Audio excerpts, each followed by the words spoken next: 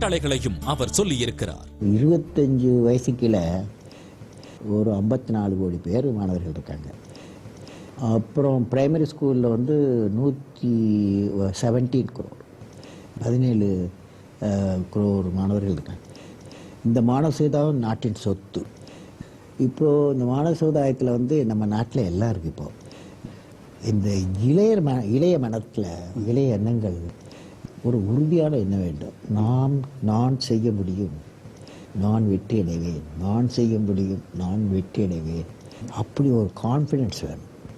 அப்படி ஒவ்வொரு மாணவனும் என்னால் செய்ய முடியும் என்ற செல்ஃப் கான்ஃபிடென்ஸ் வந்தால், மாணவர்கள் எல்லாருக்குமே அப்படி ஒரு கான்ஃபிடென்ஸ் வந்தால், அப்புறம் நாட்டில் நாம் எல்லாம் செய்ய முடியும் என்ற நிலை ஏற்படும்.